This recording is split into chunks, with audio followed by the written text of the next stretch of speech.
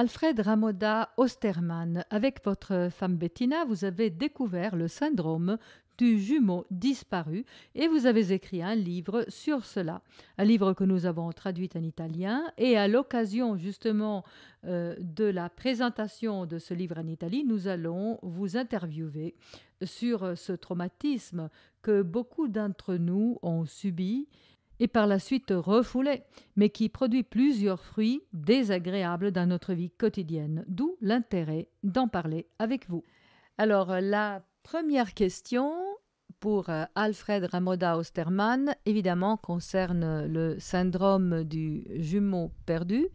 Et la première question est la suivante. Nous avons 10% de la population, c'est ce que nous apprenons en lisant votre livre, 10% de la population qui se retrouve avec un traumatisme grave dont elle n'est pas au courant et dont elle se retrouve à gérer les fruits sans bien savoir ce que c'est. Est-ce que vous voulez nous expliquer de quoi il s'agit et comment est-ce qu'on peut guérir de ce traumatisme si bien entendu on l'a?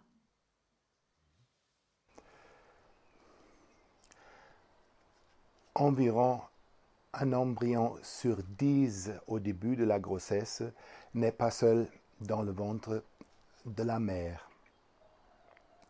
Et très souvent, très tôt dans la grossesse, l'autre, ou parfois même les autres deux, meurent.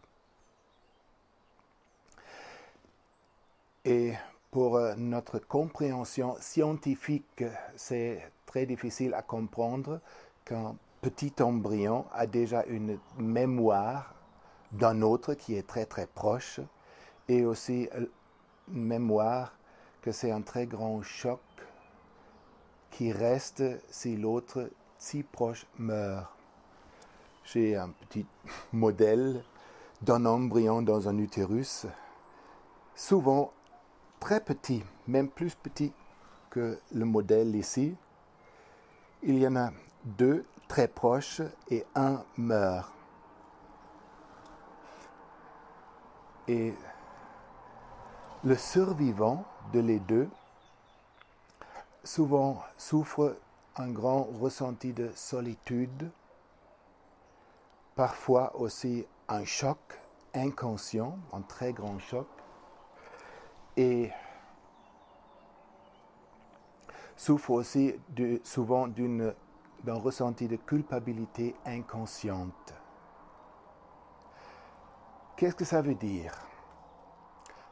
Le phénomène n'est pas conscient, mais il y a un comportement dans la vie quotidienne qui est un peu différent que la vie de quelqu'un qui était conçu seul dans le ventre.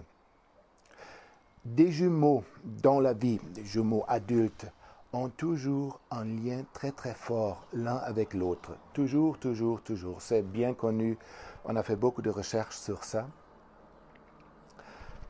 Et il y a aussi des jumelles dans le ventre de la maman qui sont très fort liés déjà dès le début de la vie, même avant les premiers battements du cœur. Et c'est quelque chose de nouveau aussi, qui est très difficile à imaginer quand on n'a pas vécu et fait des recherches sur le phénomène. Et j'ai déjà mentionné quelques phénomènes, c'est solitude, c'est culpabilité, c'est quelque chose comme un état de choc, de ne pas être présent à la vie entièrement, mais c'est comme quelque chose qui manque. On n'est qu'une moitié. Quelque chose manque, mais on ne peut pas dire de quoi il s'agit. Qu'est-ce que ça veut dire pour un adulte qui a perdu un jumeau, mais qui ne sait pas que c'est la source des problèmes?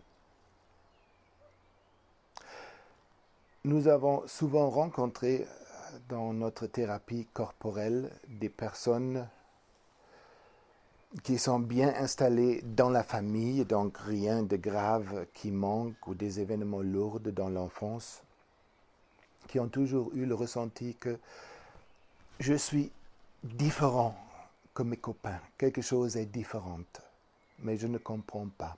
De quoi s'agit-il? Et très souvent, le survivant d'une catastrophe intra-utérine n'ose pas prendre la vie dans les deux mains entièrement parce qu'il se sent coupable inconsciemment d'avoir tué l'autre, qui n'est pas la vérité. C'est très rare qu'un jumeau tue l'autre, ça existe mais c'est très très rare. Mais c'est vécu comme ça à l'intérieur. Et le survivant souvent n'ose pas d'avoir beaucoup d'argent, par exemple, de gagner des choses dans la vie ou d'être assez fort. C'est un des symptômes. Et un autre symptôme, c'est très souvent, inconsciemment, le jumeau cherche le jumeau décédé partout au monde. Il veut beaucoup voyager ou essayer beaucoup de professions ou faire beaucoup de choses pour retrouver l'autre. Et très souvent, essayer de trouver l'autre dans le partenaire. Mais ça ne fonctionne pas vraiment. C'est comme une relation frère-sœur, par exemple. L'énergie couple sexuelle se diminue très tôt, par exemple. Ou, dans l'autre sens, il n'ose pas d'être proche à quelqu'un du tout, parce que chaque proximité avec quelqu'un toujours réactive la mémoire corporelle, d'être proche un bonjour avec l'autre, très très proche, et de perdre l'autre dans un moment et la mémoire du choc s'est réactivée et c'est comme avoir coupé les fonctions vitales.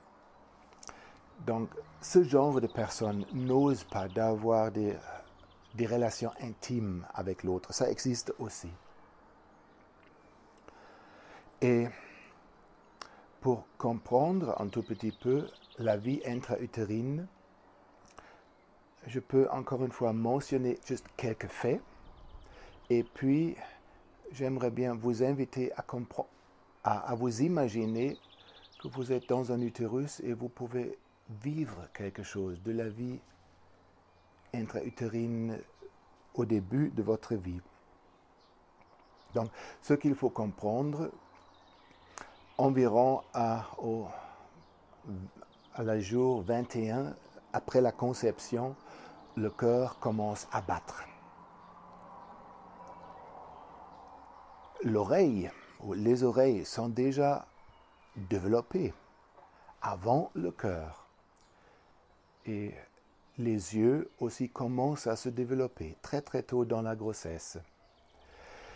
Ils se ferment plus tard, je crois, Ils se ferment plus tard. 6 semaines plus tard, ils commencent à se fermer. Refermer. Mais au début, dès qu'ils se forment, ils sont ouverts, n'est-ce pas? Ils sont ouverts, oui. Mais le premier organe qui est en fonction, c'est pas le cerveau, c'est pas le cœur, c'est l'oreille, même avant le cerveau.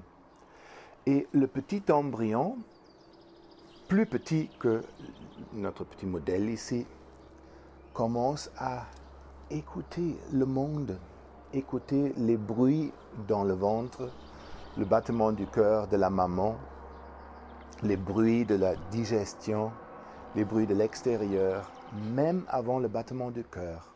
Et le cerveau, qui est vraiment un cerveau embryonnaire, est-il en mesure, à travers le nerf acoustique, d'enregistrer ceci, déjà?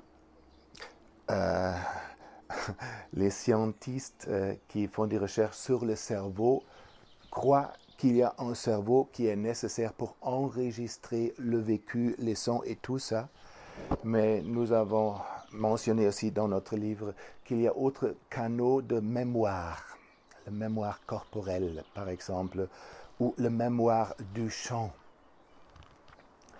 Et même s'il n'y a pas du tout un cerveau, par exemple pour les personnes qui meurent et où les fonctions du cerveau sont quasiment coupées, à ce moment qu'ils sont revivés, comment dire, après, ils ont très clairement une mémoire de ce qui se passe hors de Vous leur référez corps. aux expériences périmortelles, n'est-ce pas? Au NDE en anglais. Oui, Voilà, exactement. exact. Donc, nous avons trouvé qu'un embryon est le même genre de mémoire aussi, qui sont toujours efficaces pour l'adulte. Et c'est ce qui est important pour comprendre le phénomène. Dans notre travail, nous travaillons souvent avec des personnes qui ont perdu le jumeau très tôt dans la grossesse, mais aussi plus tard, à la 5e, 6e mois, ou pendant l'accouchement, ou même après. Et les symptômes sont toujours les mêmes. Est-ce que vous pouvez expliquer aux gens qui vous écoutent en ce moment pour quelles raisons nous perdons nos jumeaux? Parce que les gens s'attendent à des pathologies, s'attendent à quelque chose de spécial. La maman devrait le savoir, elle devrait s'en apercevoir. On parle de 10% de la population, mais Ce sont beaucoup de voilà. questions à la fois. Et oui, évidemment. Ok. Première question, comment est-ce que le jumeau est perdu?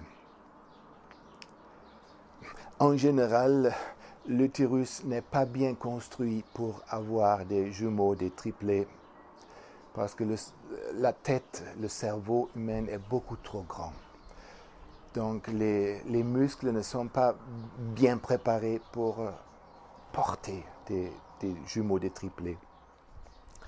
Et c'est un mécanisme biologique naturel qu'un des deux ou des triplés souvent va mourir.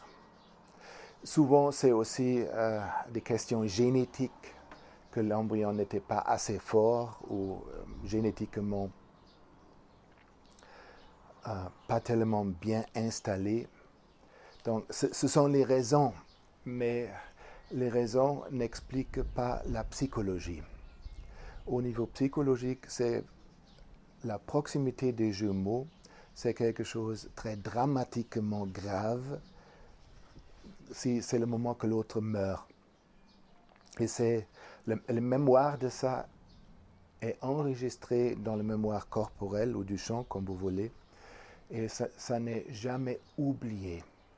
Parfois, ce genre de mémoire est réactivé. Par exemple, pour un adulte avec une séparation d'une relation amoureuse, il y a des symptômes de choc, de trembler, de croire qu'on va mourir même, et d'absolument croire qu'on ne peut pas survivre sans l'autre.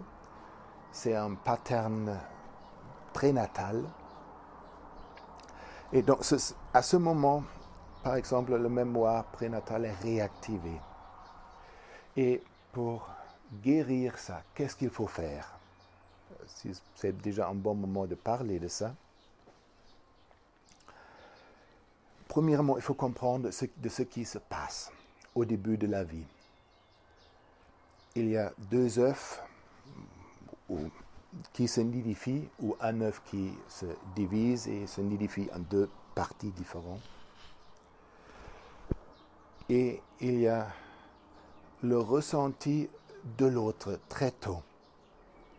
Par exemple, aussi par les oreilles, on peut écouter le battement du cœur de l'autre, même s'il n'y a pas encore des bras, s'il n'y a rien. Il y a déjà la perception des oreilles et la perception du battement du cœur de l'autre. Mais aussi, il y a le ressenti de l'énergie de l'autre. On peut sentir ça, on peut observer ça dans les échographies, que les jumelles sont très conscients d'un et l'autre. Et il y a quelque chose de très profond qui s'installe, un amour très profond. Les deux sont conscients l'un et l'autre, et à ce moment, quand il y a des petits bras qui commencent à bouger, à grandir, commencent déjà à toucher l'un et l'autre, commencent à jouer, et ils sont très conscients quand l'autre dort ou est là pour jouer avec. Et un jour, parfois très tôt dans la grossesse, non, souvent très tôt dans la grossesse, un jour, le futur survivant a le ressenti que quelque chose change. Le battement du cœur se diminue, les mouvements de l'autre sont plus faibles et ils sentent qu'il y a quelque chose qui ne va pas. Et puis, ils sentent comment l'autre meurt et le survivant est absolument incapable de lui sauver, de faire quelque chose. Et puis, le survivant est seul. Il n'y a plus un deuxième cœur qui bat très proche. Il n'y a plus quelqu'un pour jouer avec. Et c'est la solitude, c'est le vide ou le noir, comme vous voulez. Et c'est l'expérience primale dans la grossesse qui crée une empreinte très forte pour la vie. Plus tard, c'est oublié, c'est plus conscient. Mais il y a beaucoup de bébés qui crient pendant les nuits et personne ne comprend pourquoi ils crient. Par exemple, ce genre de bébé peut-être a eu un jumeau et crie toujours parce que l'autre manque.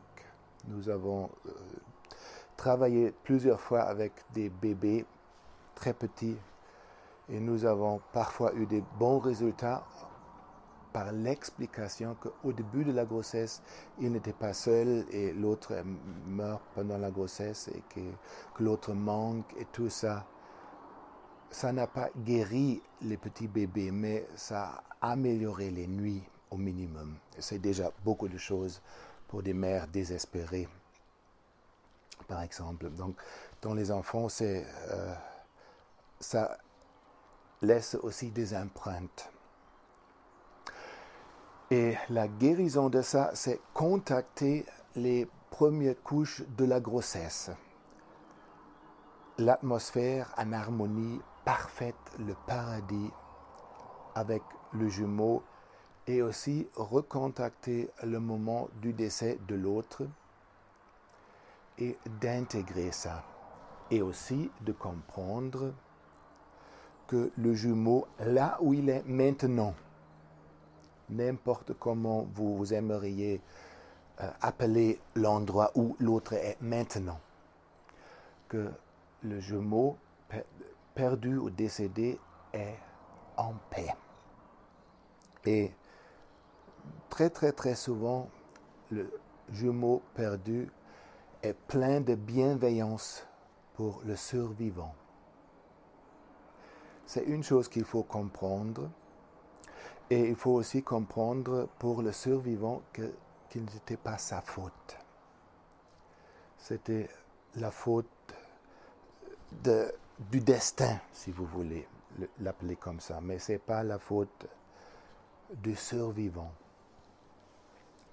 Et pour le survivant, il faut aussi comprendre toutes les réactions corporelles qui sont là dans l'adulte, par exemple, qui n'ose pas à faire des relations intimes ou qui ne réussit pas à avoir des relations vraiment homme-femme parce qu'il cherche toujours le jumeau dans l'autre. De comprendre que c'est le ressenti de l'embryon ou du fœtus qui a perdu son frère, sa sœur. C'est la thérapie. Et si on peut recontacter toutes les couches et intégrer les deux, le paradis et aussi la perte du paradis, beaucoup de choses peuvent changer dans la vie. Je vais encore vous poser une question. Tout à l'heure, on disait que donc 10% de la population s'est retrouvée devant cet événement. Et puis bon, pour certains, certainement, c'est tragique, pour d'autres peut-être non. Mais il me vient à l'esprit que la plupart des gens qui ont un problème comme ça iraient parler à leur maman, leur poseraient la question, est-ce que tu avais un deuxième enfant dans ton ventre? Et la maman dirait, que je sache, non. Donc dans ce que je sache, non, il y a beaucoup de choses qui se passent, peut-être les premières semaines, des choses qui se passent et dont la femme peut ne pas être consciente. Par exemple, est-ce qu'elle peut ne pas être consciente d'avoir perdu un enfant physiologiquement? Les mères en général, ne sont pas conscientes, sauf quelques mères très sensitives qui font des rêves des deux et en meurent. Ça existe, mais la grande majorité des mères ne savaient pas à l'époque. La génération échographie, comme j'appelle, est un peu différente. Parfois, les mères sachent, mais pour comprendre les symptômes et pour guérir le syndrome du jumeau perdu, il n'est pas du tout nécessaire que la maman peut savoir, peut confirmer à ça. Le propre ressenti est absolument assez. Et je fais confiance aux symptômes corporels. Par exemple, aussi des crises de panique ou battements du corps très fort, du cœur très fort, ou tremblements dans certains moments de séparation. Tout ce genre de symptômes, on ne peut pas construire ni inventer. Donc, je fais confiance à ça. Et toutes les personnes qui ont perdu un jumeau, qui le sachent ou qui ne sachent pas, ont les mêmes réactions corporelles. Nous avons maintenant beaucoup de personnes à l'âge de 20-25 ans, la génération échographique, où les mères sachent de l'échographie, ou des jeunes, des personnes plus âgées, où la mère disait qu'elle a eu des saignements forts au début de la grossesse. Ça indique aussi très souvent qu'il y a eu une perte d'un jumeau. Je vous pose encore une question. Comment est-ce que vous avez découvert ce traumatisme?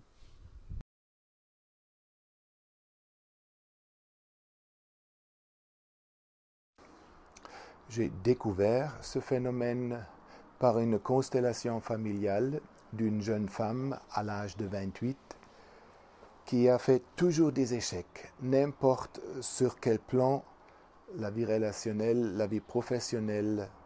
Et dans toute sa vie, elle a eu le ressenti qu'il y a quelque chose qui ne va pas. Et pour les personnes qui connaissent les constellations systémiques ou constellations familiales, c'est très facile à imaginer comment j'ai fait cette constellation. J'ai fait une constellation de la jeune femme et du symptôme. Le symptôme était échec sur tous les plans. Et les représentants se comportent comme les vraies personnes ou comment le champ les dirige sans contrôle, sans savoir. Et j'ai vu quelque chose de phénoménal. C'était la représentante de la personne, c'était le représentant du symptôme. Et le comportement était comme un miroir, toujours. Elle se rapprochait, s'éloignait, faisant des mouvements comme ça, se détournant encore, se rapprochait comme ça, et toujours avec beaucoup d'énergie, pas agressive, mais avec beaucoup de respiration. On pourrait sentir un lien très fort, et c'était toujours comme un miroir. Et j'ai dit à la jeune femme, j'ai jamais vu quelque chose comme ça, mais ce que je vois ici me donne l'image de jumeaux, jumelles. Et la jeune femme disait, ah, maintenant je comprends. Et je lui ai demandé, qu'est-ce que vous avez compris? Maintenant j'ai compris pourquoi on m'a enlevé les ovaires. J'ai eu des grands kystes dedans et à l'âge de 17 ans, on m'a enlevé les 2 ovaires et on a trouvé des tissus des dents et des cheveux dedans. Peut-être c'était mon jumeau. Et ça, c'est un phénomène assez connu, quoique rare, c'est le fœtus dans le fœtus, n'est-ce pas? Parfois, c'est même le fœtus dans le fœtus, oui. Mais il y a plusieurs théories par rapport à ça. Je peux expliquer plus tard, mais peut-être c'est un peu trop ici pour l'instant. Ou si vous voulez, je peux l'expliquer. Ce phénomène, ce n'est pas mentionné dans le livre parce que c'est nouveau maintenant. D'accord. Les médecins n'ont jamais fait des des examens génétiques sur ce tissu, si ce sont les mêmes cellules génétiquement qu'on a trouvées, ou peut-être même cellules avec un autre code génétique. S'il s'agit d'un autre code génétique, ça veut dire clairement que c'était un jumeau dizygote, on dit, qui s'était nidifié et qui est mort, qui a laissé des traces cellulaires dans le corps de l'autre qui continuait à grandir. Mais les examens comme ça n'existent pas encore sur le monde médical scientifique. Mais maintenant, nous avons trouvé un livre très intéressant d'un docteur américain qui a fait les examens comme ça, et il a trouvé qu'il y a beaucoup de personnes qui sont leurs jumeaux également, de personnes vivant avec un code génétique dans les cheveux différent que du reste du corps, par exemple. Donc, j'ai les cheveux de mon jumeau. Par exemple, il y a des phénomènes, ça existe. Si c'est un jumeau d'un œuf, naturellement, on ne peut pas trouver ça, mais ça existe aussi. Mais on ne fait pas des examens comme ça. Donc, cette jeune femme, à l'époque, elle a compris à ce moment pourquoi quelque chose n'allait pas, pourquoi quelque chose manquait toujours pour elle. Naturellement, elle a un destin très, très, très grave. Elle a perdu une grande partie de sa féminité très, très, très tôt. Donc, et aussi ne pas être capable d'avoir des enfants laisse une empreinte très grande en tout cas. Donc, on pourrait aussi donner autre interprétation à mal-être de cette jeune femme, c'est clair. Mais pour elle, c'était absolument évident. Et pour moi, c'était la première fois que j'ai vu un jumeau perdu dans une constellation familiale. Mais déjà quelques semaines après, j'ai eu une répétition comme ça, toujours un peu différent. J'ai eu beaucoup de cas, et encore, et j'ai commencé plus tard avec mon future épouse à l'époque, qui est mon épouse maintenant, d'écrire des protocoles de les séances aussi pour partager avec autres constellateurs familiales le phénomène pour donner une compréhension.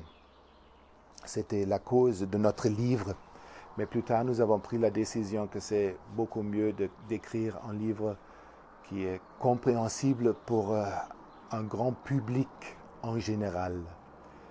Et c'était le début de notre livre, les protocoles des constellations. Nous avons ramassé une grande quantité de protocoles et puis nous avons commencé à écrire notre livre. Et maintenant, bien entendu, ces protocoles, vous les enseignez dans votre formation pour les constellateurs, n'est-ce pas? Oui. D'accord.